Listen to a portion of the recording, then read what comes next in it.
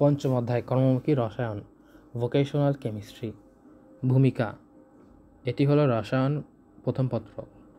ভূমিকা, ইন্ট্রোডাকশন। আমরা নবম শ্রেণীতে রসায়ন পাঠে জেনেছি খাদ্যবস্তু, ফলমূল, অণুজীব বা ব্যাকটেরিয়া আক্রান্ত হলে এদের পচন ঘটে। তাই পচন রোধের জন্য অনুমোদিত পচন রোধক বা প্রিজারভেটিভ সহকারে এবং কোটাজাতকরণ বা ক্যানিং প্রক্রিয়া খাদ্যবস্তু, ফলমূল ইত্যাদি সংরক্ষণ করা হয়। ক্যানিং পদ্ধতি জেনে আমরা আমাদের দেশীয় ফলমূল দীর্ঘদিন যাবৎ সংরক্ষণ করতে পারবো। এতে ঋতুভেদে ওই সকল খাদ্যবস্তু ব্যবহার করতে পারবো, খাদ্যের অভাব পূরণ হবে। এই অধ্যায়ে আমরা দুধ থেকে মাখন, ঘি উৎপাদন, বিভিন্ন প্রসাধনী সামগ্রী, গ্লাস ক্লিনার, টয়লেট ক্লিনার ও প্রিজারভেটিভ গুণসম্পন্ন ভিনেগার প্রস্তুত সম্বন্ধে জানতে পারবো।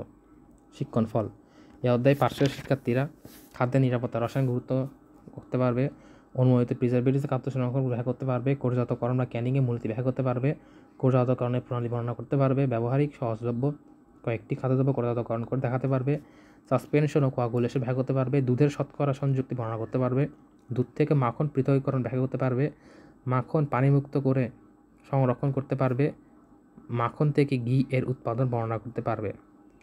লাইক দ্রবণে লাইক ডিজলভস লাইক নীতি প্রয়োগ করে টয়লেট্রি সুগন্ধি যোগ করার কৌশল বর্ণনা ব্যাখ্যা করতে পারবে।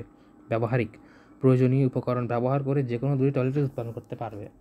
অ্যামোনিয়া গ্লাস থেকে গ্লাস ক্লিনার প্রস্তুত করতে পারবে, কস্টিক সোডা থেকে টয়লেট ক্লিনার প্রস্তুত করতে পারবে, গ্লাস ক্লিনার প্রসারকরণে কৌশল ব্যাখ্যা করতে পারবে, টয়লেট ক্লিনার প্রসারকরণে কৌশল ব্যাখ্যা করতে পারবে, গ্লাস ক্লিনার কস্টিক সোডা ব্যবহার করে গ্লাস ক্লিনার অ্যামোনিয়া ব্যবহার করে বিশ্লেষণ করতে পারবে। ব্যবহারিক, ইথানোয়িক অ্যাসিড থেকে ভিনেগার প্রস্তুত করতে পারবে। প্রজেক্ট, আখ থেকে খেজুর রস থেকে মল্ট ভিনেগার প্রস্তুত করতে পারবে। ভিনেগারের খাদ্যদ্রব্য সংরক্ষণে রসায়ন ব্যাখ্যা করতে পারবে। খাদ্যদ্রব্য সংরক্ষণে ভিনেগারের গুরুত্ব মূল্যায়ন করতে পারবে।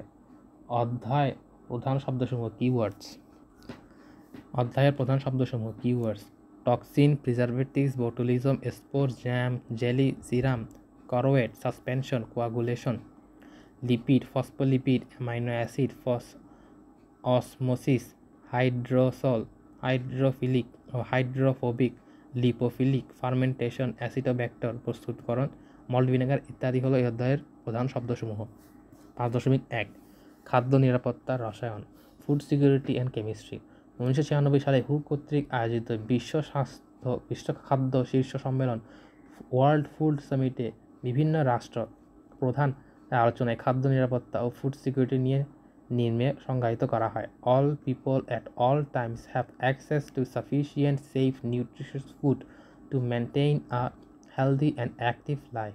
অর্থাৎ বছরের সবসময় সব নাগরিকের সুস্থ ও কর্মক্ষম জীবন ধারণের জন্য পরিমাণে পর্যাপ্ত স্বাস্থ্যবিধিগত, নিরাপদ ও পুষ্টি মানের খাদ্য যোগান ও সরবরাহের নিশ্চয়তা ব্যবস্থা করে খাদ্য নিরাপত্তা বলে। খাদ্য নিরাপত্তা নিম্নোক্ত তিনটি ভিত্তিতেও প্রতিষ্ঠিত: পর্যাপ্ত খাদ্য প্রাপ্তি, এটি হলো দেশের বাজারে কেনার মতো পর্যাপ্ত খাদ্যের যোগান।